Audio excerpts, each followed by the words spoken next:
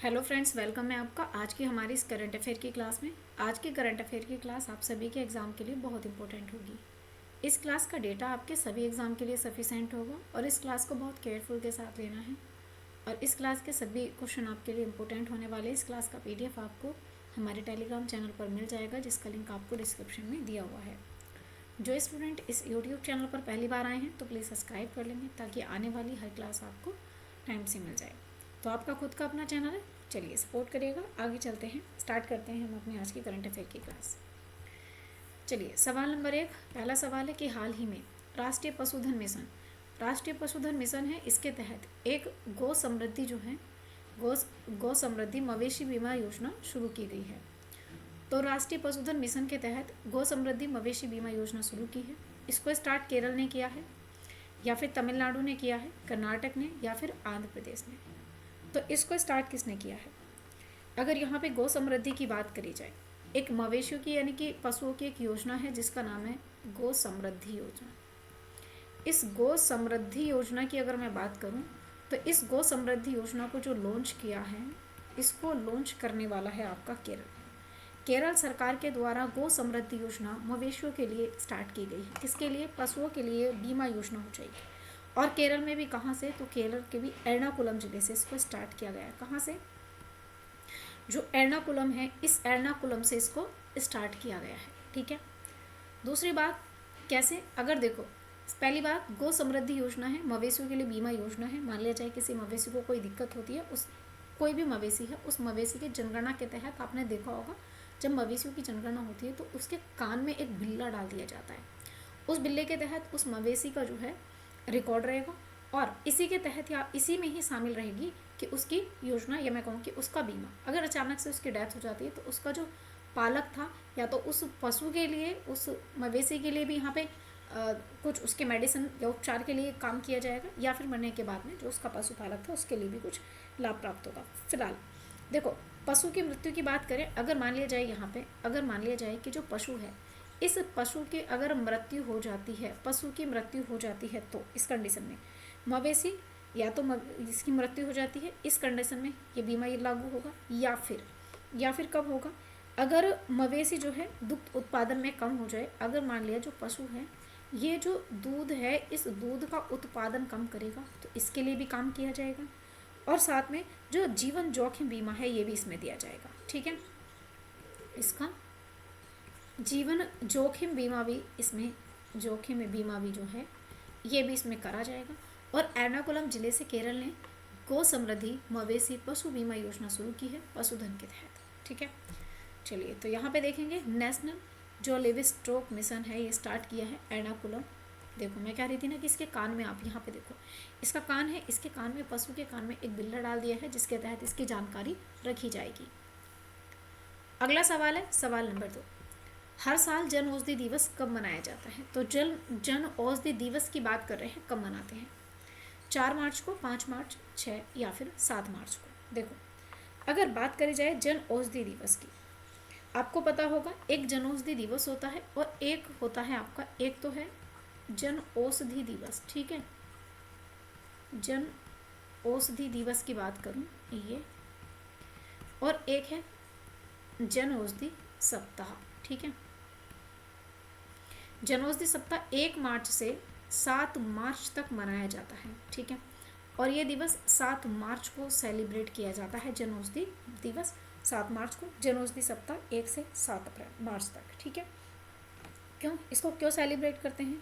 देखो, सस्ती और जो सेम सोल्ट की दवाएं सस्ती मिल सकें, क्योंकि आपने बहुत बार देखा होगा कि आप किसी डॉक्टर के पास जाते हो और उससे दवाई लेते हो, तो वो दवाई सिर्फ उसके मेडिकल पे तो मिल जाती है, बाकी जगह उसकी दवाइयाँ नहीं मिल पाती हैं, और उसके मेडिकल पे वो दवाई बहुत महंगी होती है, और बाहर लेते हैं तो सेम सोल्ट की दवाई नहीं मिल पाती हैं, या फिर थोड़ा सोल्ट अलग अलग होता है, जिसकी वजह से दवाइयाँ बहुत महंगी हो जाती हैं। तो इसकी बात करें कि भाई जो दवाइयाँ हैं, ये इलाज को सस्ता करने के लिए, दवाइयों को कम करने के लिए, दवाइयों का रेट कम करने के लिए क्या होगा कि जो सस्ती और सेम सोल्ट की दवाइयाँ जो हैं, यानी कि अगर बात करें सेम सोल्ट की दवाइयाँ, सेम सोल्ट की जो दवाइयाँ हैं, ये दवाइयाँ सस्ती हो जाएं।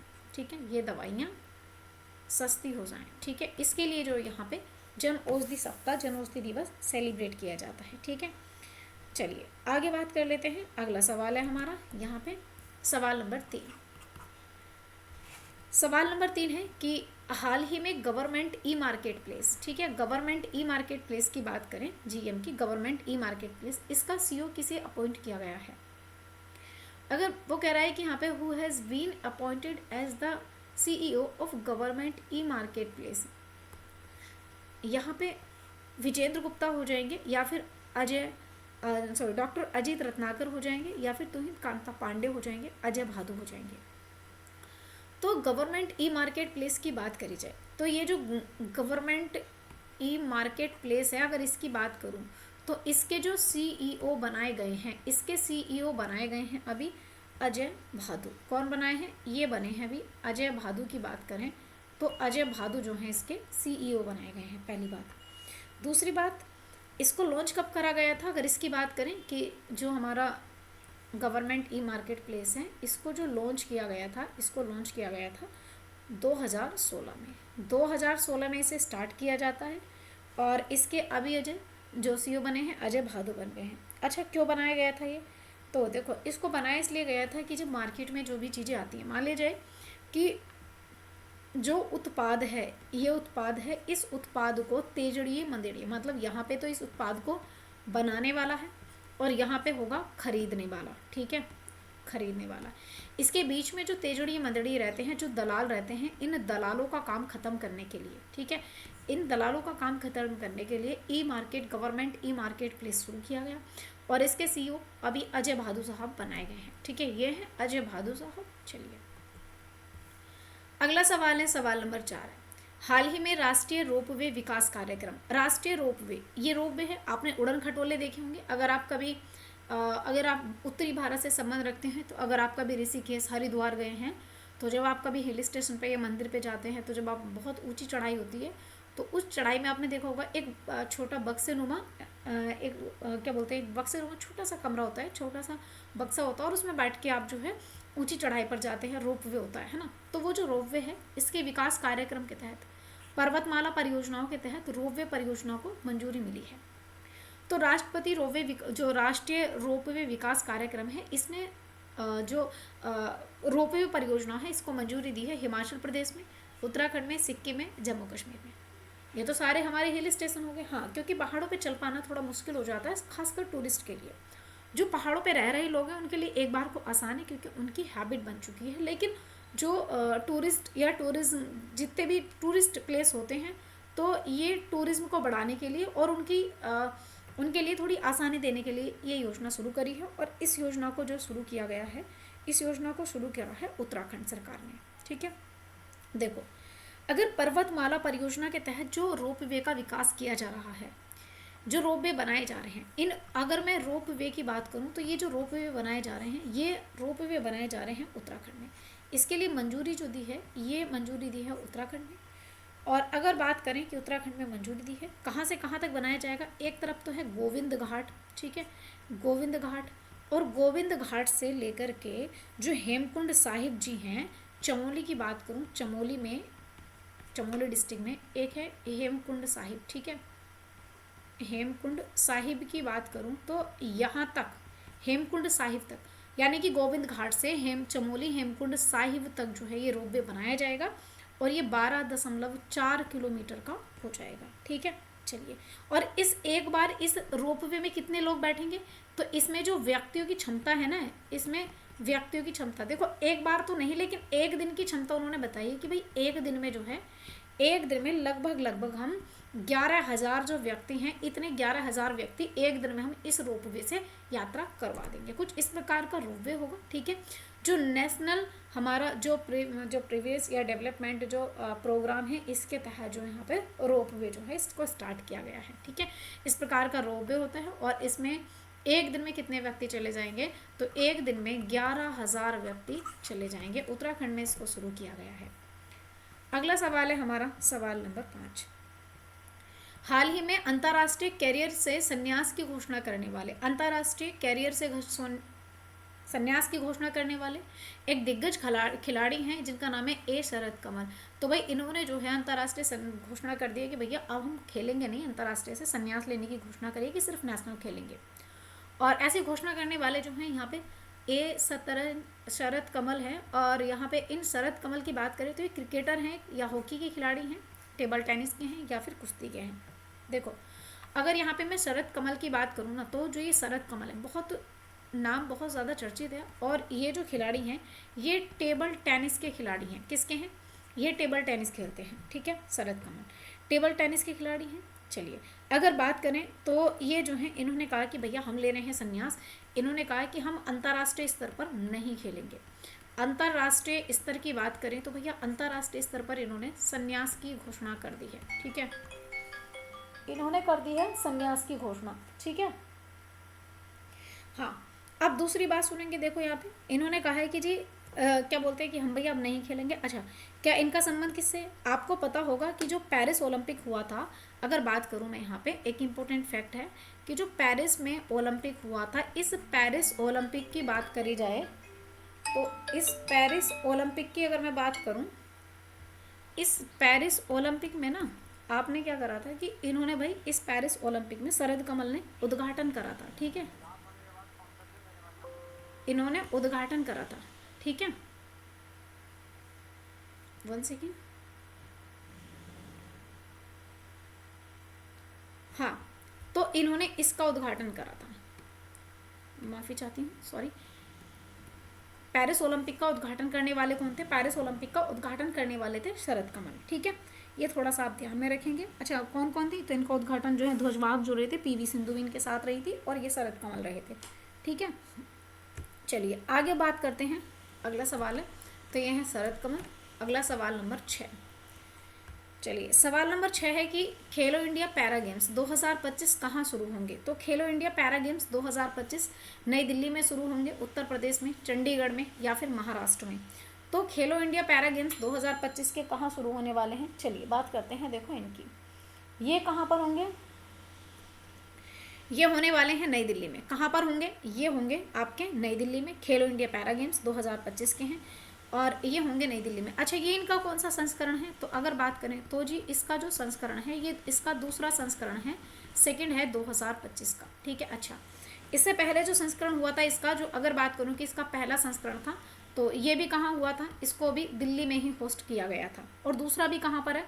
तो दूसरा संस्करण भी इसका कहाँ पर होस्ट किया गया है? दूसरा संस्करण भी इसका दिल्ली में ही होस्ट किया गया है।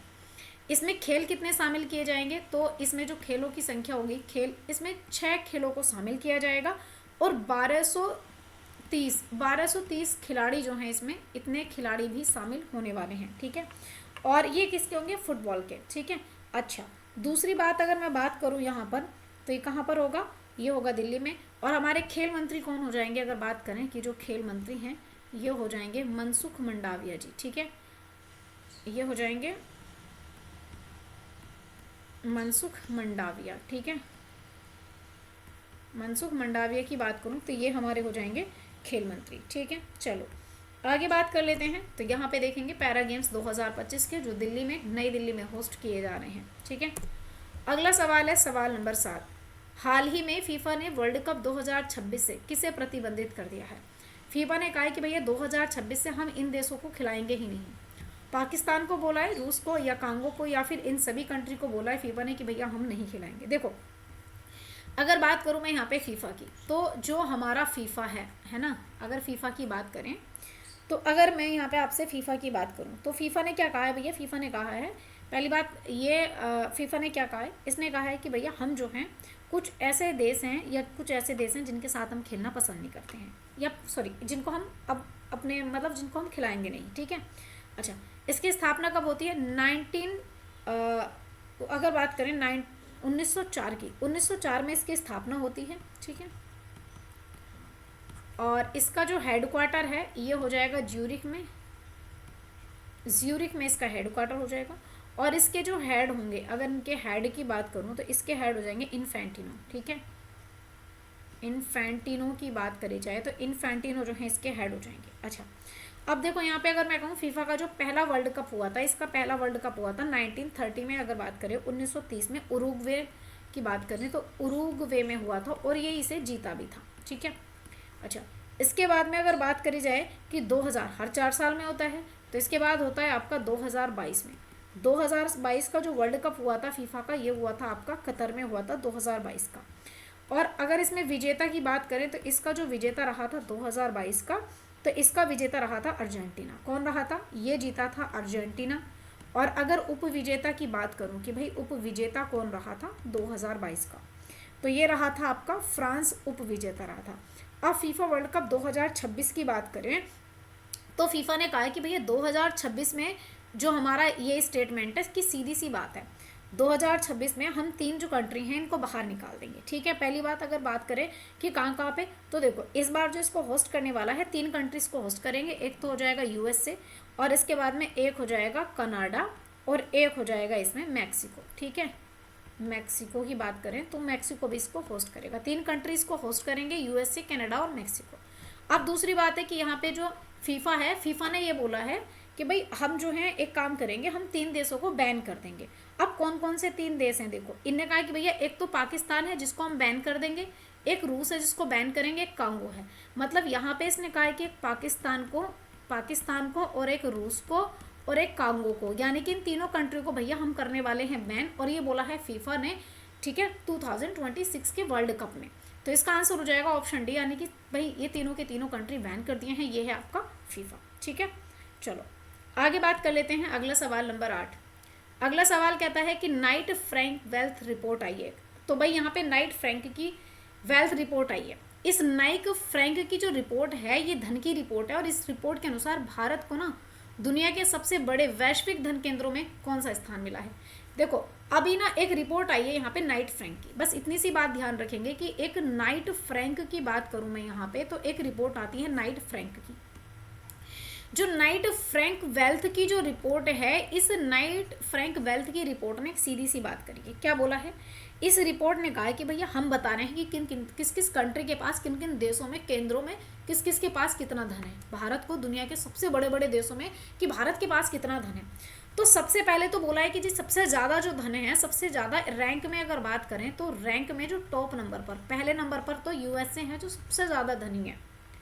और बोला कि भैया दूसरे नंबर पर है आपका चीन जिसके पास में थोड़ा कम धन है, और तीसरे नंबर पर आता है आपका जापान जिसके पास में थोड़ा कम धन है, और भाई चौथे नंबर पे आता है हमारा भारत, यानी कि इंडिया को, भारत को रखा है 4th नंबर पर कि जी भारत है चौथे नंबर पर जिसमें धन है।